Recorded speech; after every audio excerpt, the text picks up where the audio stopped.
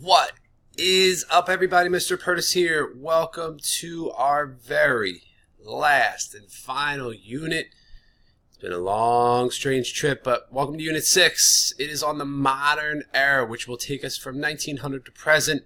There will be multiple parts to this, and this will pretty much take us through March-ish, give or take.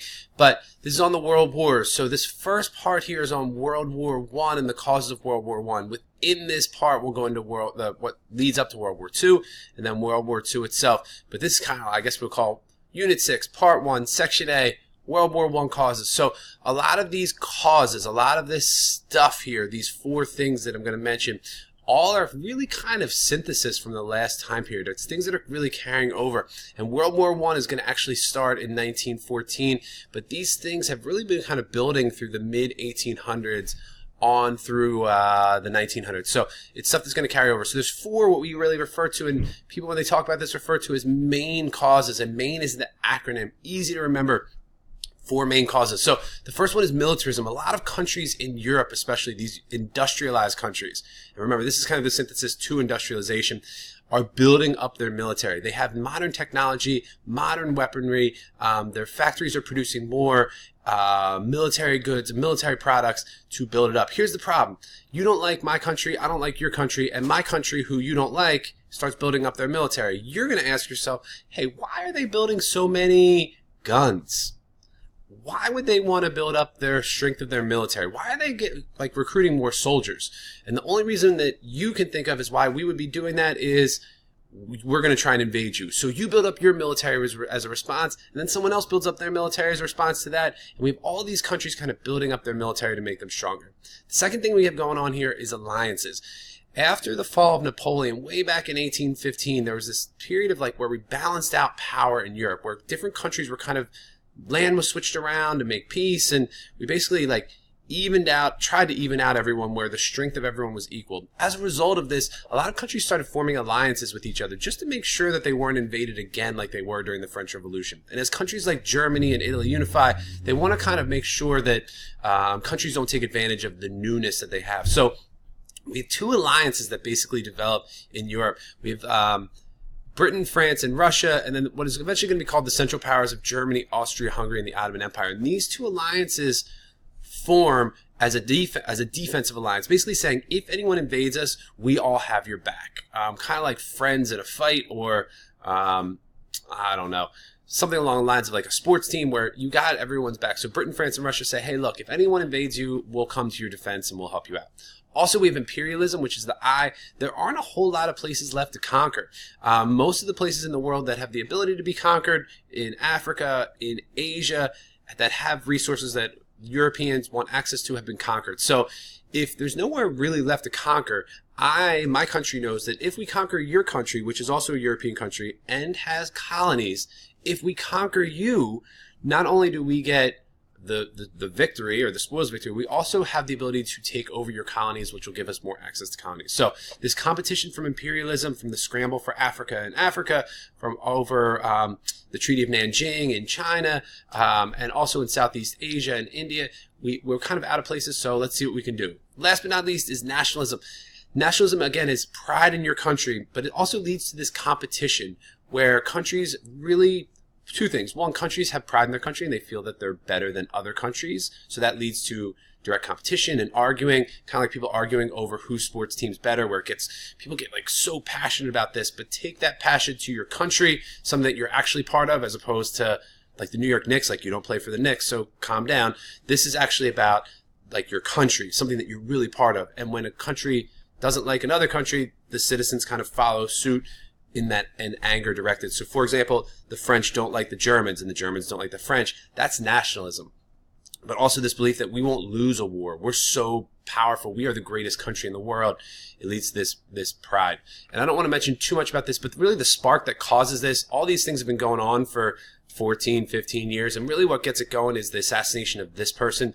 He's the heir to the throne. He's the next in line to be king in Austria-Hungary, which is right down here, and we'll talk more about this in class, but he's assassinated, and what happens after he's assassinated by someone from this country down here called Serbia is we see war declared. So this is really don't write this down. You don't need to take notes on this, but I just want to show you how quickly this happens. In 1914, on July 28th, Austria-Hungary, following their assassination of their leader, declares war on Serbia, and then Germany declares war on Russia, and this alliance system plays out where by November 5th, we have war declared pretty much on all of these powers. And the war spreads fast and quick, and the alliance system plays out, and everyone's mad at each other, and everyone thinks they can win. And when this war starts on June or July 28th, 1914, everyone thinks it's going to be a quick war. Everyone thinks that they are going to win. Everyone thinks that they're going to win fast. And whether it's the Germans or the French or the Russians, everyone thinks it's going to be a quick war. And I just want to show you, this is the map. These are in purple here are our allies. So we have Russia, France, United Kingdom. Italy is going to join the war late. They're promised land. Also not on this map, which would be way over here. Japan also joins the allies late. They are promised land as well. And remember, all of these Western European countries here have colonies in Africa and Asia. They're going to ask their colonies to fight. They're going to say, hey, India, this is the British speaking, India, come and fight for us. If you help us fight in this war, we'll give you your independence when all's said and done. When the war's over, you help us out, we'll throw you your independence. In China, Chinese soldiers fight. The British, the French say, hey, Chinese, if you help us fight, we'll leave and kind of restore things to normalcy again. People in West Africa, the Nigerians are promised by the British. We have French people in the African colonies and within the French Empire are promised independence. So when the war is over, these colonies are going to say, hey, where's my independence? And I don't want to give away the secret. Spoiler alert, hold your ears if you want, but they're not going to be given it. It's going to lead to the rise in nationalism where these people want independence. There's really going to be two major areas where this war is fought. One is on the border between, essentially between France right here and Germany. This is called the Western Front. I want to come back here. This is where the Western Front is. It's on the western part of Europe. There's also going to be an Eastern Front over here. On this front, we really see the British and the French fighting against the Germans and the Austro-Hungarians. And this war is going to, on the Western Front, is going to be fought in trenches.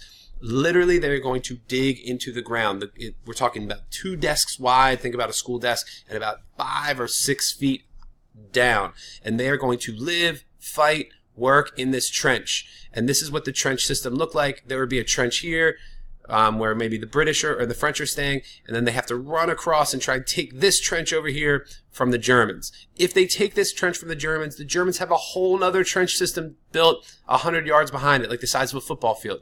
But look, guys are sleeping in here. You're digging, you're living. This is your living conditions. This is what the trenches look like.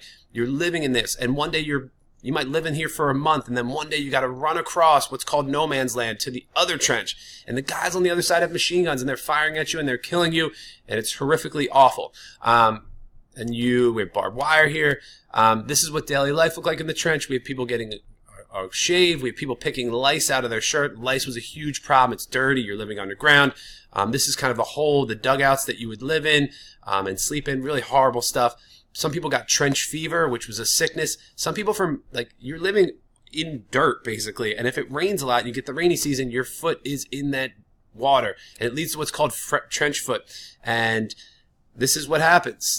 People lose limbs or lose toes. We got waterlogged bubbles. And this causes and I'll leave this on for a long time. No, I'm just kidding. So we literally have water logged in your foot. You've reached the point of saturation in your skin. So really kind of horrible stuff. Also, we have nasty injuries, people losing limbs from these new machines, and just a couple of new technologies that come out.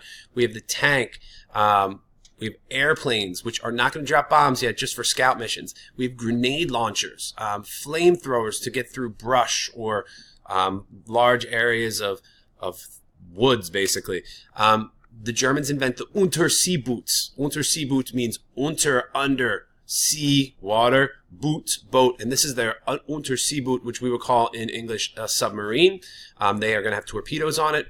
We also have poison gas and machine guns. So all of these things are going to combine to, all these things are going to combine to really cause more deaths. And we really see in wars, in World War I and World War II, one of the similarities is these new machines, these new forms of technology to kill people. And that's ultimately what we see developed during wars, is how can we speed up this war? This machine gun is going to be the deadliest of all things, because we're fighting in trenches, we're running across those trenches. Our enemy has machine guns that can fire hundreds of rounds within 30 seconds, where before we were maybe 6 shots and then had to reload. Now we can just kill people at a much faster rate.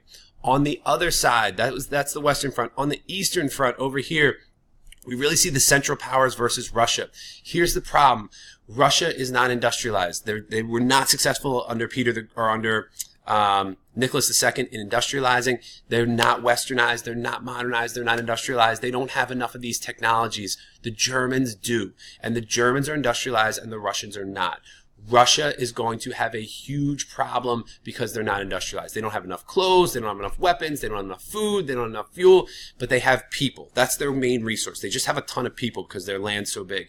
So they are going to keep sending in soldiers to die and die and die, and the Germans are going to continue to kill and kill and kill and kill.